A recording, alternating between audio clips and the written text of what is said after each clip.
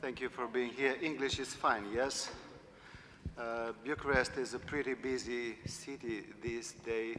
There are many conferences here. Thank you all for coming to this, and please enjoy our hospitality and our positive energy for a better finance. I was checking if there is anything better than two words together, and I think better finance, it's an absolutely wonderful team of two words, so congratulations whoever had that idea. That sounds perfecto, okay? I'm Adrian Mitroi. I teach behavioral economics here at the university. I'm also part of the CFA Romania gang. And please, let's use the expertise you have here in front of you. We have a team of very preoccupied people. Each and everyone has something interesting to say. I was impressed with their resumes and with their intended topics. If you feel like questions, please, I am not sure if that's okay, but let's do this as informative and flexible and important for you guys. You've done a great job for being here. So we get a great panel of speakers, 5 of them, and then we'll have a keynote speech by the end. I will try to keep it short. Let me introduce a person that has an incredible energy and devotion to what we would call it financial markets knowledge, experience, and education. This person is a university professor. He is a chair of the Bucharest Stock Exchange, and at least as important, he is the CEO of the BCR, Banca pentru Locuințe. I don't know the exact English translation for that, so please welcome Lucian, and if you can help me with the proper translation for that, Banca pentru Locuințe, that would be very fine. So let's welcome Lucian Anghel, President of BVB and CEO of that Banca for Locuințe. Lucian. Thank you very much. It's a Bauspar bank. Okay. This is a housing bank. So should I start with a few remarks? First of all, I would like to mention that. Sorry, it's okay. I would like to congratulate for this 10th anniversary for Better Finance. And also I would like to thank very much Alin Jacob for organizing this event here. He's, let's say, he's investing a lot of energy resources to create this event. Also, I'd like to highlight and to mention that we are extremely honored to have in the room the chair of ESMA. Thank you very much for delivering us a keynote speech after our panel. And my key point today would be linked to financial education. I believe that if Europeans, not only Romanians, will have better financial education, will improve financial literacy, everybody will live better, and the wealth will increase faster in Europe. I would dare to start with S&P study performed several years ago for the entire globe. And for example, for some very simple questions, like if you are borrowing 100 euro, which amount is better for you to pay back, 105 euro or 100 euro plus 3%? 1 out of 5 Romanians are answering correctly. 1 out of 4 Portuguese, 1 out of 3 Polish guys, 1 out of 2 Austrians or French persons, 2 out of 3 Brits, Norway the highest, Denmark around 7 out of 10, but for a very simple question. The second question, for example, what is safer for you to invest in one business, everything, all your money in one business, or to invest in several businesses? So the idea not to put all the eggs in the same basket. It's very good that also Romanians are saving more, and this is very good, but also Europeans are saving more. According to, for example, IMAS, we are saving more, and this is very good per month. The issue is that we are saving in current accounts, bank accounts. Of course, it's much better than to keep under the mattress cash. It's very good that we are keeping in the banking sector. But to keep in the current accounts or saving accounts yielding probably below inflation, this will not generate wealth for Europeans, will not help them to generate additional wealth. Of course, also when Europeans are asked about risks associated, of course, the vast majority will say that they would not like to face any risk in terms of investments, how they invest their money. But I think, again, this is linked with financial education, because if you are not putting all the eggs in the same basket, this is already a plus for their returns compared to keeping everything in current accounts. For this endeavor, I think also European Commission should do more in this respect, for example, to allocate some EU funds for improving financial education in Europe. So just to have a chapter or sub-chapter, at least for the next 7 years financial program, that we have a very dedicated point that we could improve financial education, also helped with EU funds. And also we should create or think not only about to absorb those funds if the government will ask for them, but also to allow private sector. If the government has, or any government has, let's say, other priorities, and we know that there are many, many priorities for any government in Europe. If a government will not allow private sector to fight for some projects in order to improve financial education. And I'm sure ESMA will support this endeavor in terms of improving financial education, because otherwise it's quite difficult to create a gigantic project like Capital Market Union while you don't have enough financial education in Europe, because long-term savings will not be channeled to support, for example, directly and to invest in capital markets, and also directly in supporting real projects in economy. There is no silver bullet, we know this. And for example, for Bucharest Stock Exchange, we had also, due to very high dividend yield, we have the average, it's around 7% dividend yield, average dividend yield in Romania for main companies listed on Bucharest Stock Exchange. So you could say that for this very high dividend yield, a lot of Romanians would start to try to invest directly or indirectly via a mutual fund that is focused on equity, or a balanced fund. But this is not necessarily the case, and again, this is linked also with financial education, because, for example, in the last 5 years, the return, including dividends, was always on plus. It's around 120% for the beginning of computing this total return index for roughly 6 years. So the return is a very good return. Of course, the past is not a guarantee for the future, but at least not to put all the eggs in the same basket. I think this is one of the things that we need to do more, private sector, public sector, everybody, in order to live better and to create wealth. Because if Europeans will not be remunerated, or the savings will not generate for them wealth, this again will open, let's say, some holes, or will open other points that probably we would not like to see it, like, I don't know, populist movements and other things that are again based on lack of financial education in Europe. This is my first remarks, and thank you very much for allowing me to start. Thank you. Any questions?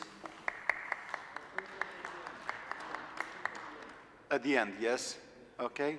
So, sir, please remember your question. We will address them at the end. The next speaker, I will introduce him asking a simple question. In investments, in finance, in economy, is reputation important? Because we've learned that reputation precedes a person. That's the key to commercial success. That's the key to overall social success. So in investment funds industry, our friend here, Radu Hanga, is the president of AAF, which is the Association of Romanian Fund Managers. These guys have our money on their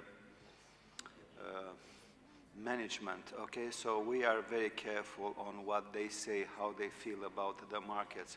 So let's ask the question, what about reputation? How important is reputation, Radu, in our industry? And what do you guys do at this Association of Fund Managers? Thank you. Thank you for the introduction. Thank you for being here and for inviting us to speak for you today. Regarding the reputation, I think that if would be to choose the single most important thing in our industry, for sure reputation should be in top of the list. It's when we are talking about investing and we are talking about long-term investing, for sure the reputation of the people standing in front of us is the single guarantee we have that the relationship is going to work properly. Returning to the question for the panel, save or invest, I think this is the main switch which have to happen in this market. We have to see the clients, we have to see the players moving away from traditional saving products like bank accounts towards more aggressive, more long-term oriented investment products which we as an industry we are offering. It is a lot to talk about reputation, but what I have to say is that we as an industry, we think that we set a very strong reputation on the local market. It's a market which is dominated by the big banking players. And when you are talking about banking and reputation, these are both going hand in hand. So there are no significant gaps in terms of what we are offering to the clients in terms of credibility. What we do have to do is to increase the awareness, to increase the visibility of our industry, and also to cope with the challenges raised by the pressure coming from the regulatory level. Because, of course, as some of the colleagues in the previous panel has mentioned, now when a client wants to invest, he has to read at least 15 pages of information, things which I really doubt that really happens. I think probably 1–2% of the clients are really reading that. It's just paper we have to put in front of them. They are signing at the end. What happens is that when you put in front to somebody 15 pages of disclaimers, the first reaction is to run away. It creates the image of something very complicated, it creates an image of something very risky. So if you couple this with what Lucian says previously regarding the financial education, if the financial education level is lower and your ability as a client to understand it's not at maximum, of course you are going to stay away from this kind of products. And this is something we have to deal with. We have to work with the financial education, and we have to work with improving the visibility for our products. Thank you, that's all for now. If there are any questions or remarks, I'll be here to answer. Thank you, Radu. Just a short reminder that you have the Slido with just 6 responses, slido.com #V927. Thank you. Adrian, please. Thank you. I've got many questions, but we have to restrain them, yes, all the questions to the end. So let me introduce another colleague. She is coming from European Commission, Felicia Stanescu. She is heading Policy Definition and Coordination Unit, DG FISMA, European Commission. In preparation for her introduction, I asked, what is the core subject are you doing there, guys? So I think it was pretty complicated and sophisticated. Let's hear what the Commission is preoccupied these days in a highly complicated, fluid and volatile financial environment, but thanks God we have good guys there taking care of the regulations, capital markets union, and these important systemic legislative things. So Felicia, your insights will be very much appreciated. Thank you very much. So I wasn't able to explain in simple terms what we do. Let's hope that I can explain now. So first of all, thank you very much for the invitation here. Happy anniversary to Better Finance. I'm very happy to be here. I'm Romanian, as you can see in my name, and I actually graduated from this university as well, also 23 years ago, like I think someone mentioned earlier. I want to talk about retail investment in more general terms, because retail investment is one of the core planks of our Capital Markets Union project. So what we want to create is a deep and vibrant capital markets throughout Europe, and that needs many ingredients, and one of them is retail investment. So we need to attract, in general, not just in Romania, but it's a general problem, to attract retail investors to start investing on a more widespread and sustainable basis. And I mean, the figures are quite striking throughout Europe. So a large part of household savings are held in cash or bank accounts, so short maturities, low returns or negative returns in some cases. And so to give you some figures, so overall in the EU, so households invest, hold around 30% of their assets in cash or currency, cash or deposits. And there are big variations between countries. So for instance, that number goes down to 14% in Sweden, and it's as high as 63% in Cyprus. So there are big variations between different countries in Europe.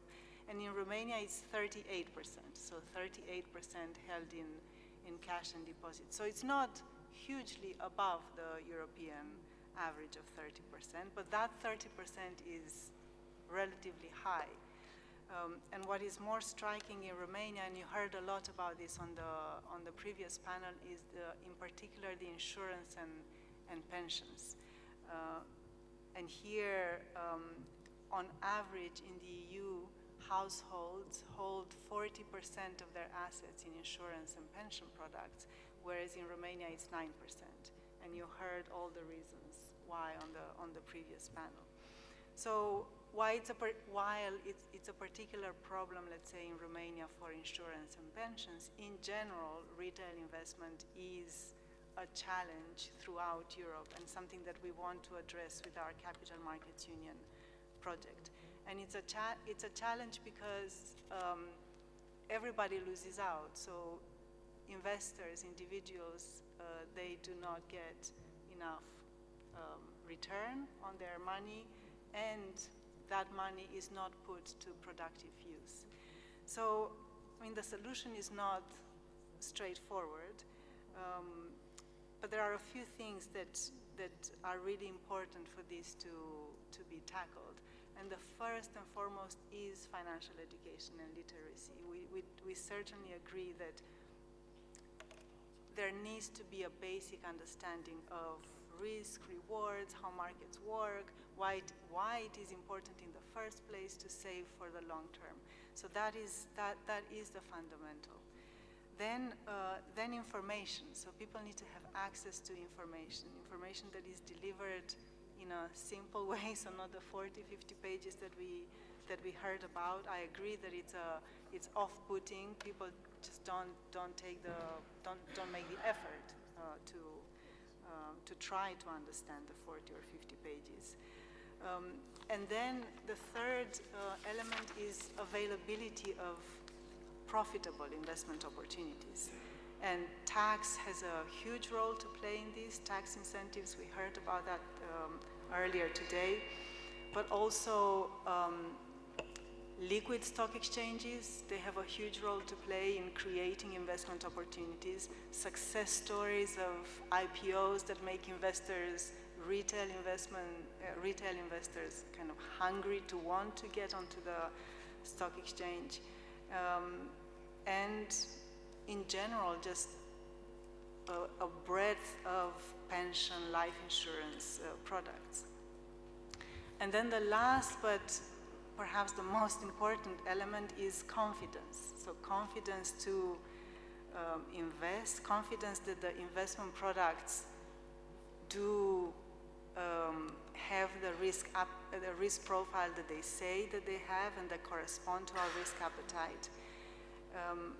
Because we need that confidence to lock up money for a longer period of time. And confidence is like the holy grail in financial services. If you can achieve confidence and trust by investors, you have achieved a lot, like you were talking about reputation. And that confidence has lots of facets. So you need confidence in the regulatory system. Yeah, that firms that offer or advise on financial products are subject to proper rules.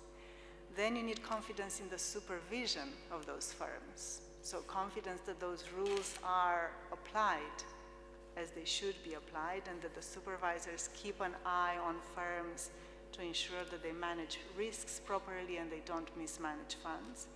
And then confidence in the judicial dispute resolution system if there are problems.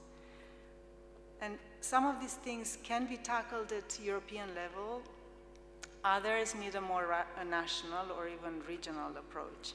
So to talk now about the European level. So in recent years, the Commission and the ESAs, we have made significant progress, we think, in enhancing investor protection and disclosure requirements. So to give you some examples, so in MiFID II, it strengthened the protections of investors and it tackles issues like mis-selling and conflicts of interest. Now the recently agreed reform of the ESAs strengthens the ESA's mandates for consumer protection. So for example, it gives the ESAs the possibility to ban financial products, including for reasons of consumer harm. So not just financial stability and market integrity concerns. This is important.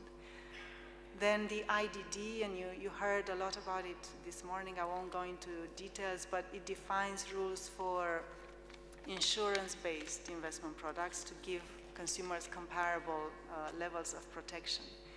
And then we have done a lot on disclosure. You all know the PREP regulation, the key information document, so there are harmonized rules now for the transparency of packaged investment products.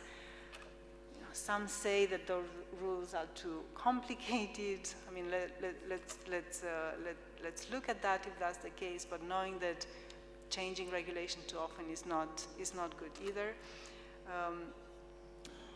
Also for disclosure, we also need to keep in mind choices of investors, and that choices usually follow values of people. So that's why we have spent a lot of time on disclosure on sustainability matters, because there are investors out there that do want to see their money invested into things that matter to them, like greener products, products that don't contribute to climate change. So that's why we have done a recent regulation that was recently agreed on that ensures that investors can express a preference for green products, and they are given full information on what green means, so to avoid or to prevent greenwashing. So a lot has been done on disclosure, but this is kind of product by product disclosure, and it tends to be rather heavy. And in order to have more confidence to invest, investors also need, in particular retail investors, to have comparability between products, and comparability at higher level. So not just to be presented with, I don't know, a dozen of these key information documents that they need to compare without having much information, but to be able to compare across categories of products. And this is not easy to get that, to get this picture on performance and costs of retail products. We commissioned a study last year, a report that was delivered to us and that has been made public, and we also asked the ISAs to start producing recurring reports on the performance and costs of the main categories of retail products. They published their first reports on the 10th of January, and Stephen Mayer will say more about it. I won't go into detail, but the reports show, first of all, that in some cases, in particular for insurance and pension products, it just simply was not possible or easy to get information. So it's not just a Romanian problem. Somebody said on the earlier panel that it's impossible to get information. Well, it's pretty impossible at European level as well. And then secondly, they showed pretty striking differences between cost and performance in different member states for those products where they were able to get information. And they were mainly those products where information was more readily available, were the UCITS. And Stephen will go into more detail on that. So this is the first round of this exercise. What we want to do in the next months is to discuss with national authorities the results of these first reports, to understand more the differences between member states, the differences between categories of products, to understand the difficulties of getting that information and what can be done about it, and as a result to consider policy actions to improve the situation. And already we launched a study to look at options for retail investment for online tools. And it was very interesting to hear on the previous panel the campaign on life insurance products done on Facebook and Instagram. There's a lot online now, and digitalization helps that. And that's why we wanted to have a mapping of what's out there and see what we at EU level can do, if anything. So thank you, and happy to take any questions. It was great, yes.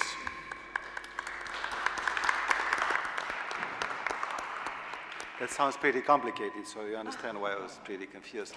But it gives me a sense of, hey guys, they're up there in EU, they know things and they understand how related it is, everything. Confidence, I've learned about that, how important it is.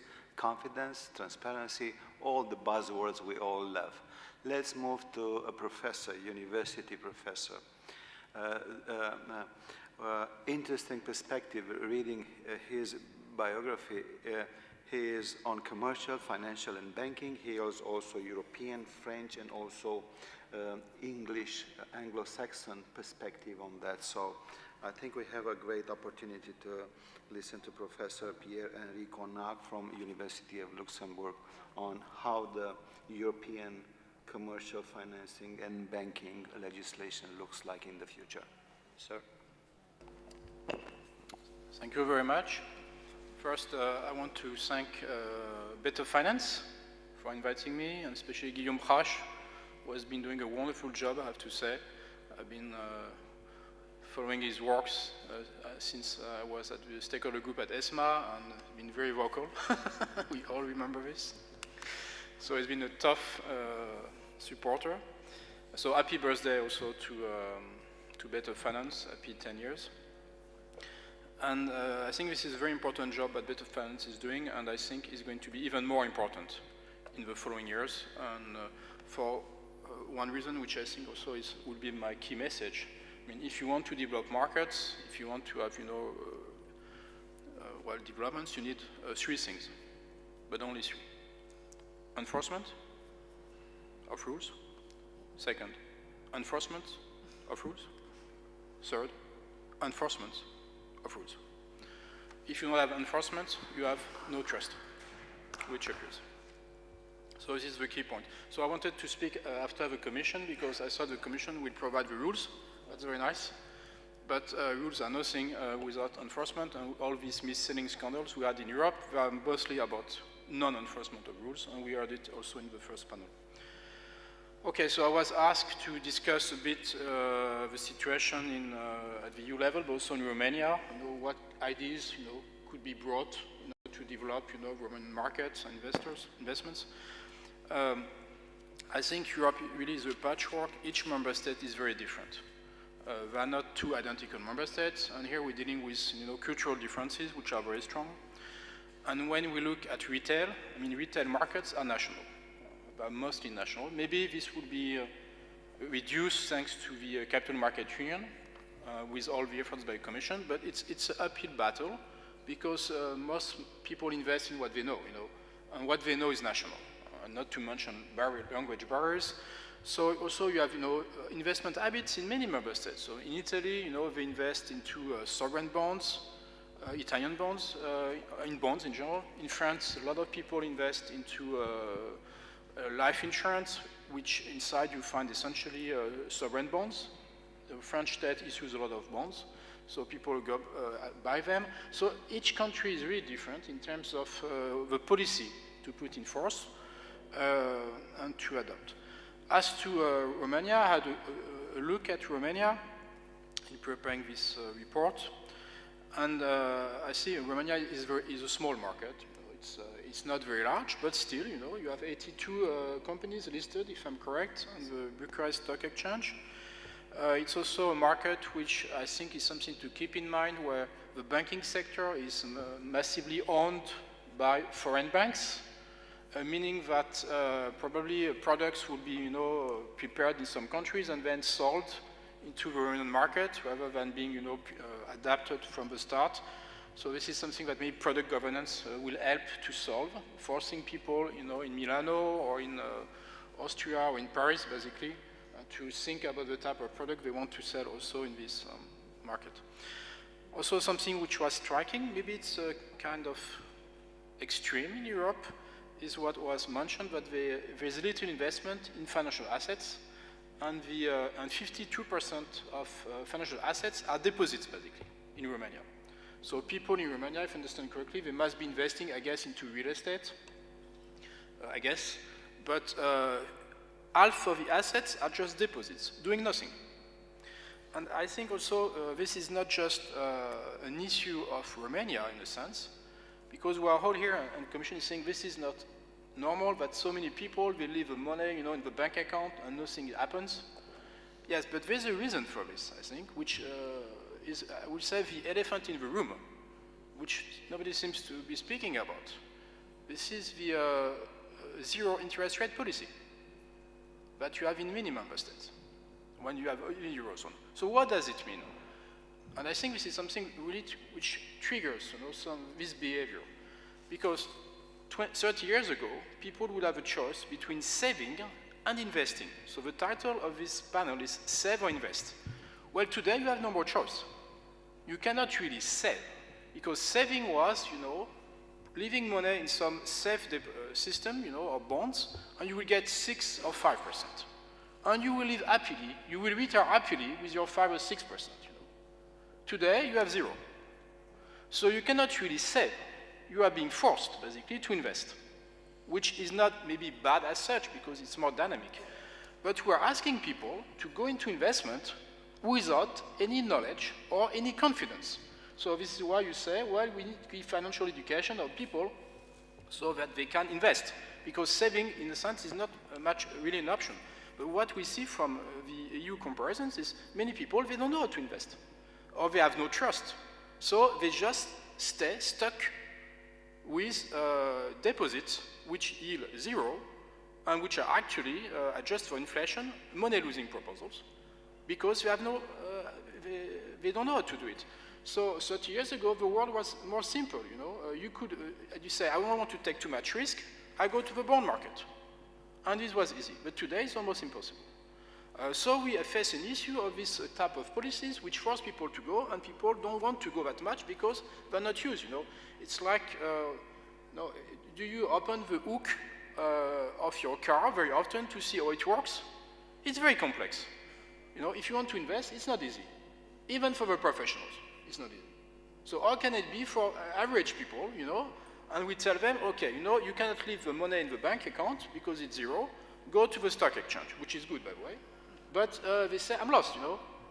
So they need professionals, and they need trust also. This is then why you need to have trust. So the Commission has done a very good job, you know, in trying to, in a sense, pool all these assets and create trust, but it's not, in a sense, in my view, enough. You need also this, you need a cluster of reforms. So one point, a second point I wanted to make before coming back to the key issue of enforcement is how to, let's say, increase the size of the Bucharest Stock Exchange. You know, I thought about you, and I thought, because this is the national economy, and people will be likely to invest into what they know, into what they trust. So how can you develop a local stock market? I have two, let's say, proposals or suggestions. You know, I'm not expert on Romanian law, so maybe I'm saying something obvious to you. The first thing is to look at company law and to help companies to go on the stock market. And one thing which I think is important is to allow family-owned companies to keep control, even if they go on the stock market. And if you look at small but successful jurisdictions, you know, like Switzerland, like Netherlands, even France now is not small, but it's the same idea, and also Italy. You have a lot of family-controlled companies, and many of them didn't want to go to the stock exchange for a very long time, especially in Italy, because they said, if I go to a stock exchange, I bring in foreigners, investors, they can be, you know, upsetting, and then I've lost control, and then I can be removed, which we don't want. So in Italy, many companies don't go to a stock exchange, which means basically what happens to them, they get sold to foreign companies at some point because they need to grow, and they cannot grow by going on the stock market. So one idea which I would like to suggest to the Romanian authorities is to look at your Companies Act, which dates back to 1990, so which was adopted just after, you know, the fall of the wall, and maybe try to think again about what can be done from the company law side to, let's say, create incentives for the, let's say, capitalists in Romania to go on the stock market, and not just that you end up with, you know, former state-owned companies or subsidiaries of foreign of banks, but you develop a real market. Also, one thing which links to enforcement is about trust. People will invest into companies, into listed companies, which they know, if they have trust that the laws will be enforced. Which means, again, you need to check whether minority protection rights are up to the EU level in Romania. So do you have protections which make people confident that they can invest and that there will not be some scandal, you know, or embezzlement or whatever? I mean, it happens everywhere. It's not, but of course, you want to have a system of law which is effective, and you want judges. This is the key point. Then at the end, you need judges which understand what's going on and which can come, you know, with sanctions. So I had a quick look at the Romanian law. I see you have in Romania this abuse of corporate assets provisions which come from France. So I understand you were influenced by France on this company law side. This is a key element in France to bring confidence. So you need people to be able to, you need judges who understand, who are qualified, competent, and who are strong-handed when there's a scandal. And therefore people will come. And we have, by the way, the same issue in France. Because in France, this discussion, it's not just Romanian, it's also in France. In France, the amount of people who are investing in the stock market is dwindling. No? And the AMF is at a loss because they say, what's going on? We should do financial education. I say, okay, it's not the real issue. The real issue is an issue of trust. You are dealing with people who are in France, maybe also in Romania, which are, let's say, naturally risk-averse. They don't like the stock market that much. So you need to give them incentives. So some of them are tax, which is, of course, in France always necessary if you want anything, to have anything moving. But tax is not enough. You need trust. And in France, in the last 20 years, there have been many instances where people felt they were ripped off, basically, and the courts were not effective enough.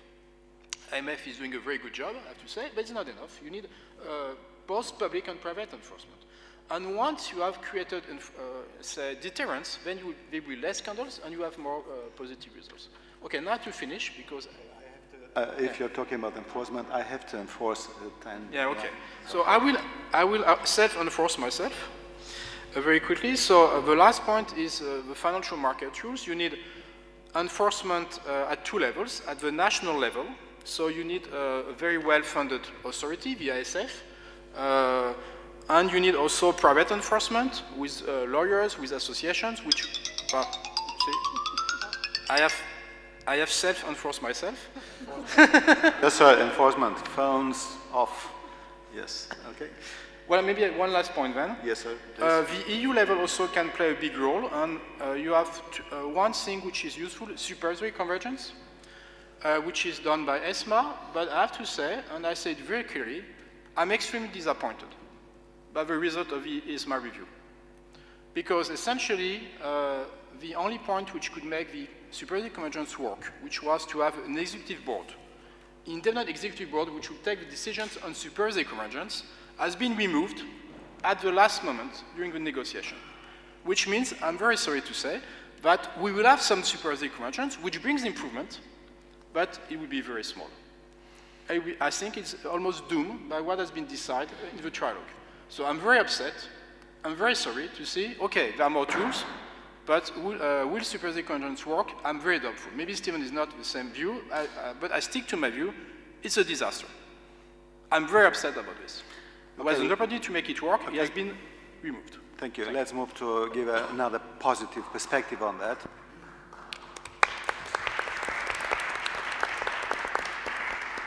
That's an agreement, yes? That's when people applaud, that's an agreement. Let's move to the next person. We have a guest here, and we have also a poster with the organization you are coming, sir, yes? Kristjan VZMD, yes, wonderful. So let's welcome Kristjan Verbic, okay? He is coming from Slovenian Shareholders Association, yes? So we would love to hear your perspective on what's a shareholders activism, sir, today is in this complicated world of better finance.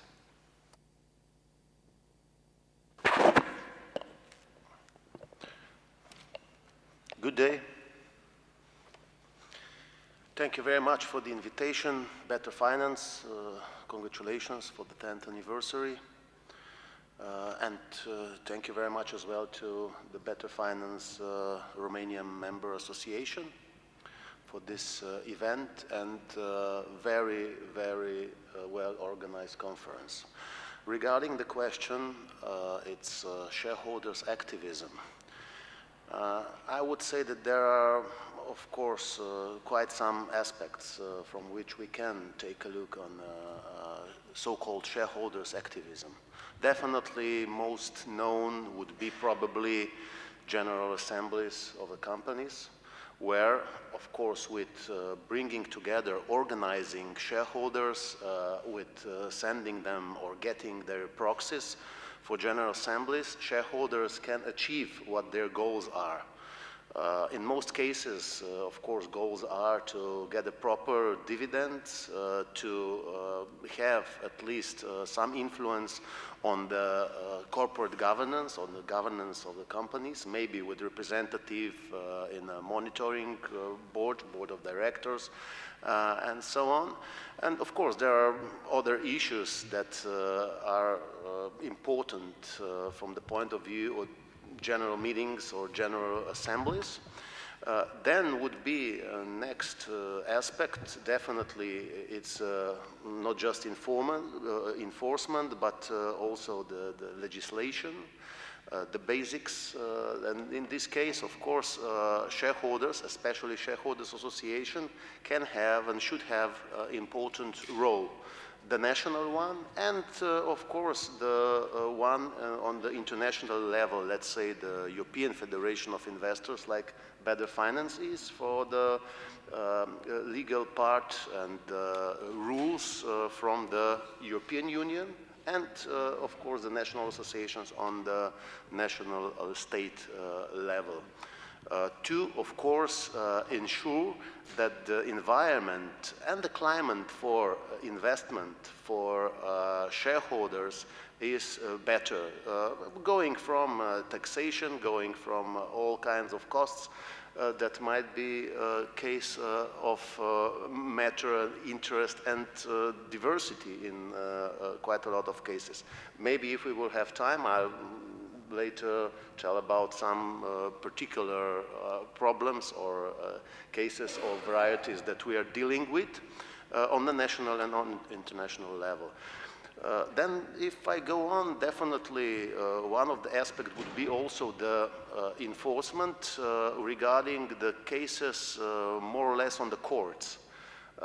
In these cases, shareholders' activism would be, again, representing and trying to protect the rights and the interest of especially minority shareholders, or maybe sometimes better to say individual investors in companies. So in this case, we are dealing in most of the cases with, let's say, squeeze-outs, with changings in the type of the company, so where, of course, the amount of money that is given to shareholders, let's say in the case of squeeze-outs, is not sufficient, is not enough. So we have, let's say in the case of Slovenia, this is definitely one of our quite important part of activities. Just to mention, in this moment we have over 20 cases that are still active, and in the last couple of years we finished over 30, maybe even over 40 cases, and in, let's say, almost all of them we succeed to get amount that is a significant amount of money for squeeze-out shareholders from the companies.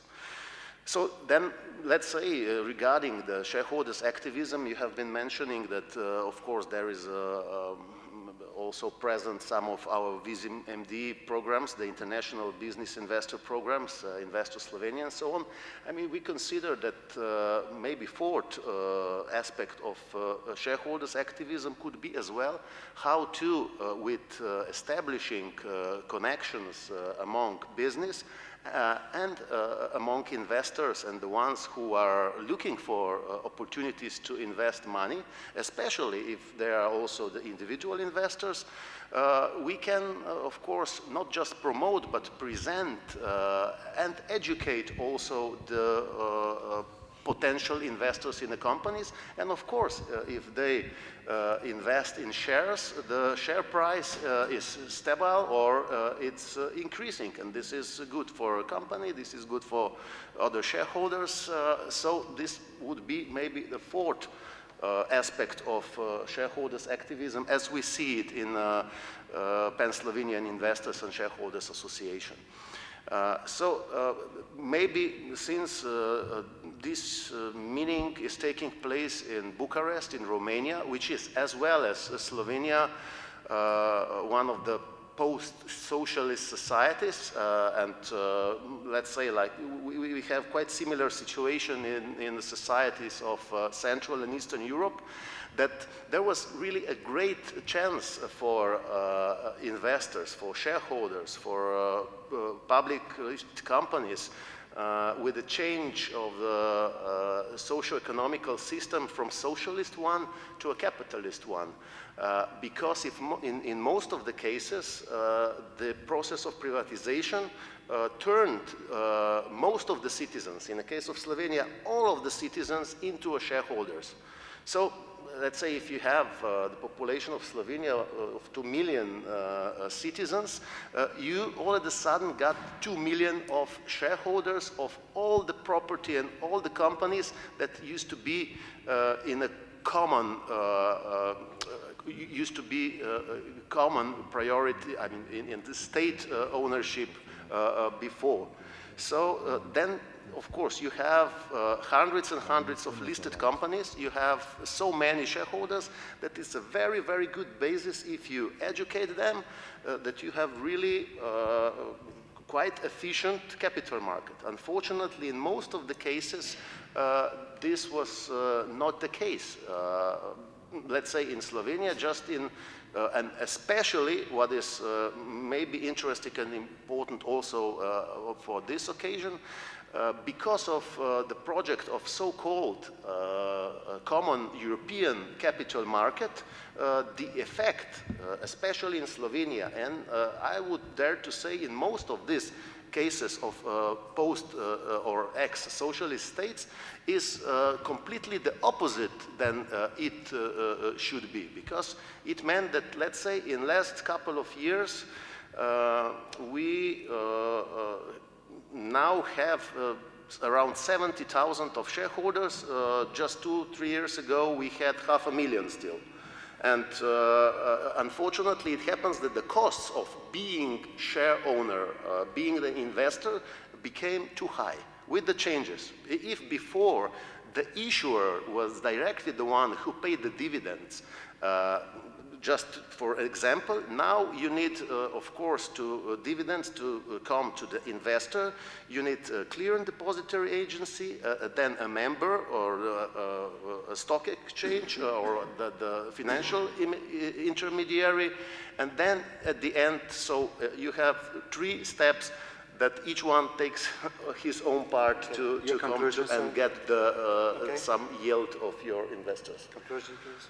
So my conclusion would be that I would be definitely glad if there are some questions from the audience regarding different aspects that I tried to present regarding... Okay, so we have 1 minute question answer. Yes, so please limit yourself, short questions, short answers. Okay, I'm here for the first question. I will speak in Romanian. Mă adresez domnului Lucian Anghel.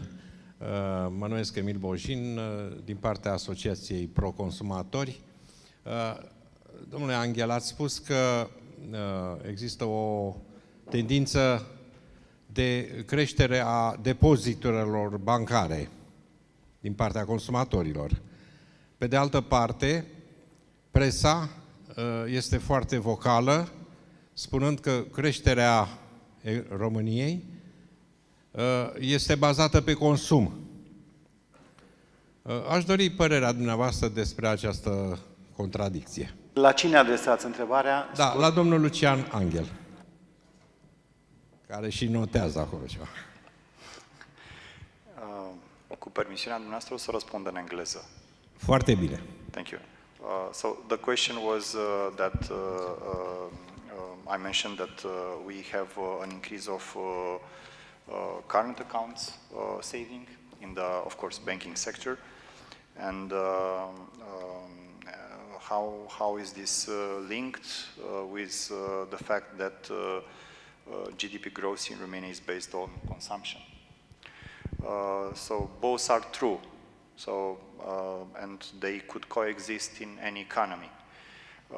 What I wanted to mention, and this is based on EMAS survey performed last year, that Romania had, according to in the CE countries analyzed, we had the fastest growth in terms of monthly saving that a Romanian it's saved. It was around 50-something euro. I hope I'm not wrong.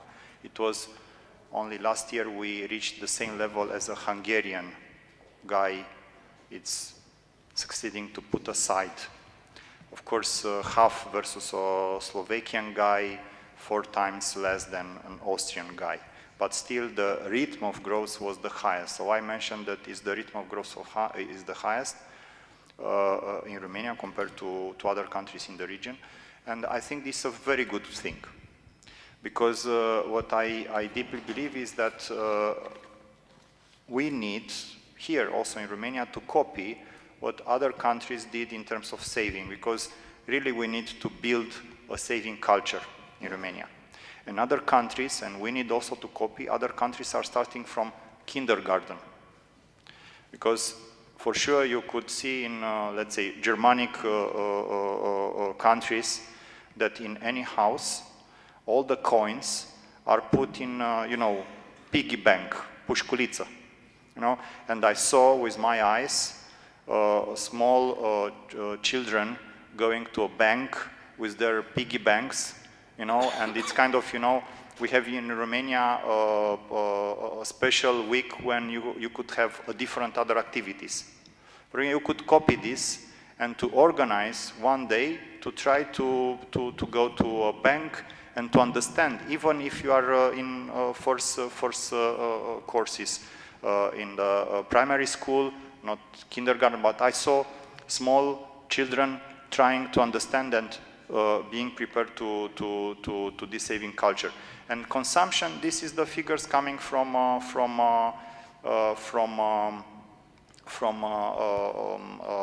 Statistical Institute. It's true, 2/3 of our growth is coming from consumption. This is how we are growing GDP quite fast, one of the fastest in Eurozone as an average for the last 5 years. And they are going in hand to hand, because if your salaries are increasing, also you could save more, but also you could also to increase consumption in the same time. The point is that we need to pay attention to current account deficit and trade deficit, because we are consuming more from the products produced by other countries, and this is not very healthy for long-term growth. So they are working the same. Okay, conclusion to probably lunch would be a good opportunity to get more on this. Questions, please. Short questions, short answers.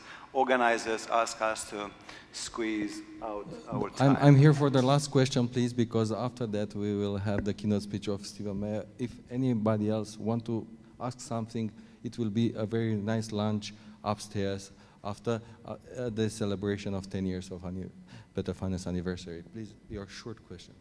Thank you. I will be as short as possible. I'm Calu Monica. I'm from Pro-Consumator Association. I'm also representing consumers. So my short question is, when the banks are going to act in the best interest of their clients? Because regarding the current account, to say so, and saving account, it is not possible, at least in my knowledge, it is not possible to have a saving account which is not related with a current account which is incurring a lot of fees. That fees are eating the gain from the saving account. So we can talk about the perspective of the professor. Thank you very much. University professor can give you perspective on that. Don't ask a banker for that, don't ask a professional. A professor would give you explanation and you'll be not happy at the end, more confused, but ask a professor for that. Any answer, short answer to that? Short and sweet? I can try to do that. I think that there is a lot of noise, and it was a lot of noise following the crisis 10 years ago around the banking sector, and I think this is one of the worst things for the growth of the economy. I think that the banks are in fact acting in the best interest of the clients. I think that it might happen accidents, but by default, to stay in the market and to grow in a market like the banking one, you have to be professional and you have to try to better serve your clients. The fact that we live, as Mr. Conac said, in a very low interest rate environment that creates clearly problems also for clients, which are making not much money on their deposits. It's creating problems also for the banks, because they are also living from the gap between deposits and loans. And we have to say that also lending happens now at very low rates.